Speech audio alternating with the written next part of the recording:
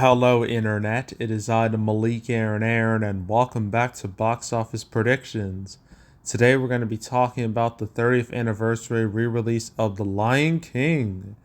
So, as usual, we're going to be going over the pros and cons, so let's get to it. Pros. It's The Lion King. Like, come on, man. do I need to explain this? I don't think I need to explain The Lion King to any of you. You all know what it is. We've all seen it at this point. But I guess just to be professional, I guess The Lion King came out in 1994. It's a part of the acclaimed Disney Renaissance of the era, which started with Little Mermaid in 1989 and ended with Tarzan in 1999.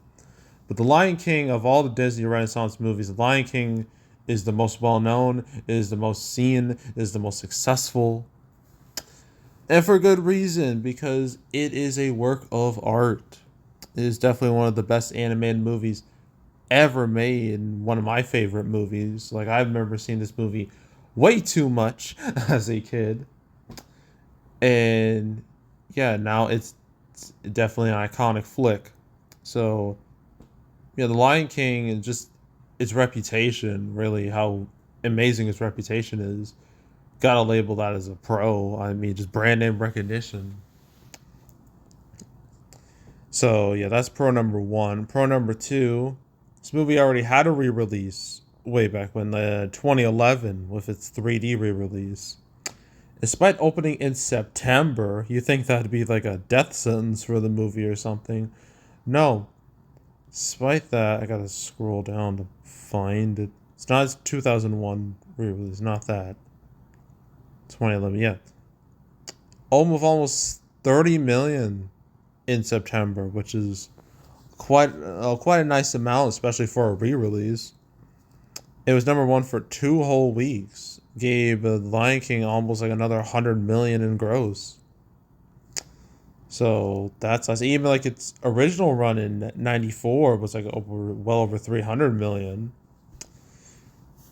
which yeah, it definitely was the biggest movie of that year. I think second was Forrest Gump. Yeah, even like in 2011, in the middle of September, it still drew a really large crowd, which should really tell you just how beloved that movie really is. That people are willing to watch it again in 3D. So yeah, the fact that its previous re-release did went so well, gotta label that as a pro. Uh, I guess another pro is that it is the 30th anniversary, which is a pretty big achievement, a pretty big accomplishment, you know, to be like that old, like as a movie, because usually, once you hit like the 10-year anniversary, the 20th anniversary, and so on and so forth, it starts to become like more, I guess, more historic in a way, more prestigious, if you will. Because if you say like a movie is, oh, this movie's from 5 years ago, they'd be like, oh, 5 years, who cares? But when you say like from 10 years ago, you'd be like, oh, okay. So this is like, old now. And Lion King is very much an old movie. Yeah, the fact that this is the 30th anniversary, so that's a pretty significant milestone. So I'm going to label that as a pro. Not to mention, we got another Lion King movie coming out later this year, a new one. Well, it's Mufasa the Lion King, which is like a prequel to the 2019 Lion King, the one no one likes. um but I guess again, that brand recognition, opening this like the same year, before releasing a new movie, which it's literally what Alien did. Like, Alien the original had its re-release like back in April, and now it's gonna have like a new movie next month in August. So same thing, really. So I guess it's good timing, having this re-release and then having like the new movie come out like at the end of this year. I say that's another pro. Um, any other pros? I think I got all the major pros. Okay, cons. These re-releases, they can be real hit or miss. Sometimes they do really well. Sometimes no one cares at all.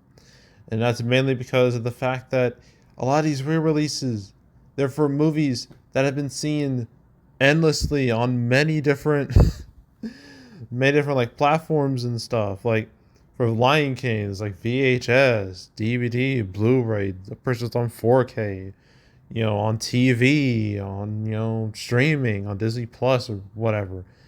It's been widely seen for decades, so it's kind of hard to go to the theater again to watch it because it's not going to have like any serious improvements as far as I know. I don't think there's like any like enhancements. So it's just like The Lion King again.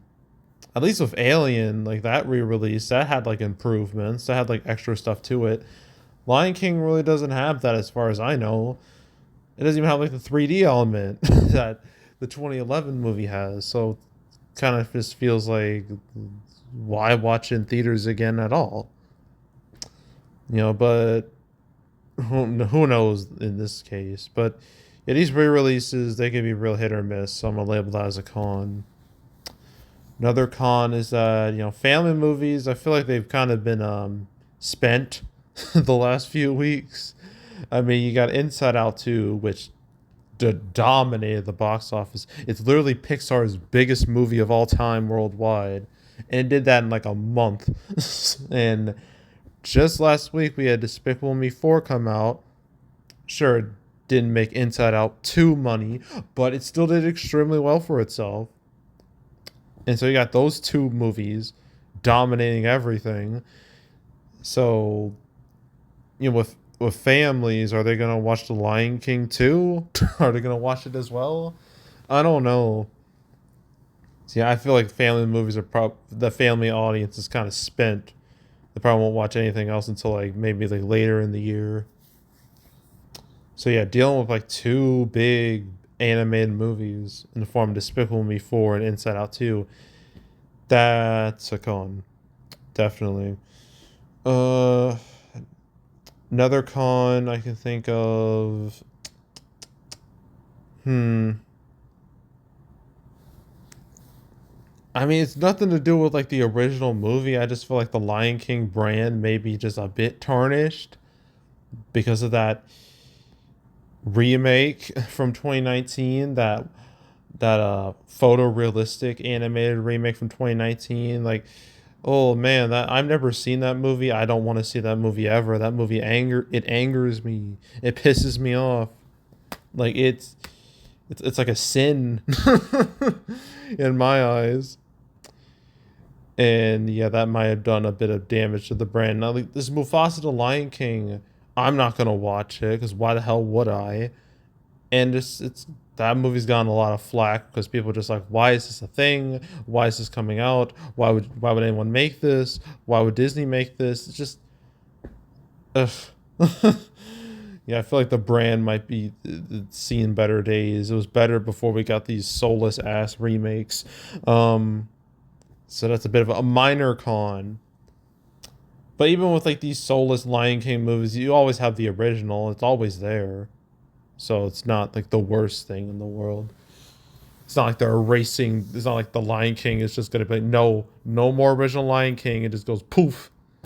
No, you only have these new ones now. No, it's not like that. Original Lion King is always there, and to watch and appreciate and love.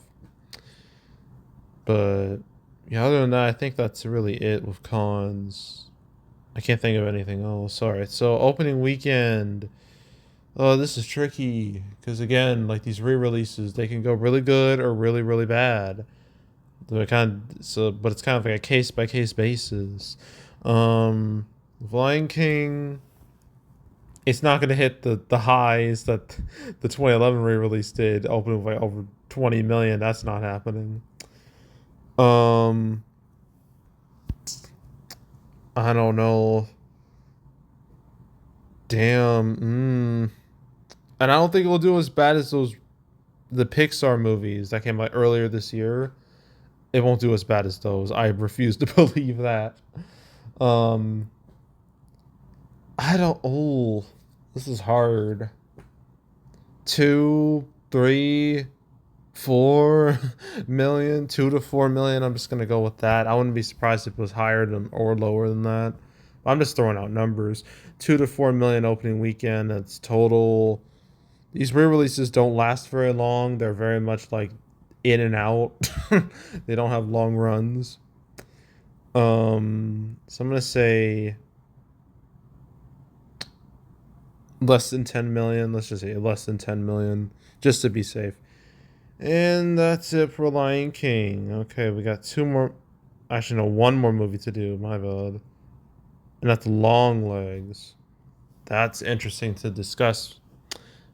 So, not Lumina. We're not talking about that because no one knows that movie exists. I didn't know that movie existed until like very recently.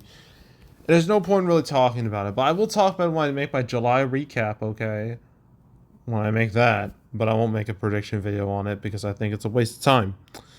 But Longlegs, I will very much talk about that. So stay tuned for that one. And yeah, so that's it. That's all. Make sure to subscribe, like this video, leave a comment, turn notifications, share the whole drill. We'll check out more videos like this. I got playlists on the homepage, all previous prediction videos I made this year, the past few years, or any like the re-releases I've done this year because I've done like quite a few of them. You want to watch any of them? Go right ahead.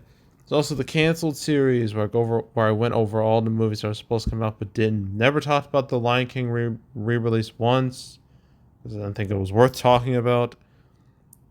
Again, I'm still mad that DreamWorks decided to announce Shrek 5 after I canceled the canceled series. Like, this is the worst timing ever for me. But, whatever. I don't regret ending the canceled series because like I was legit getting burned out making those videos. So, but still, it's annoying. But I'm very excited about Shrek 5. But anywho, you want to watch any of the 250 episodes of canceled I made from beginning to end? You want to binge them all? Go right ahead. There's also box office recaps where I go over the box office results for any particular month. Okay, I said June recap. It's gonna be coming out like this week. I'm gonna try to have it out Saturday afternoon ish. That's what I'm hoping for.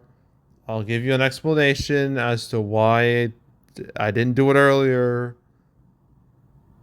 It's gonna be unexpected. You're not gonna expect my explanation. I'll tell you all about it. But so stay tuned. But if you want to watch any of the past recap videos of me on the channel, you can go right ahead. And yeah, that's it. That's all. I am out. Goodbye.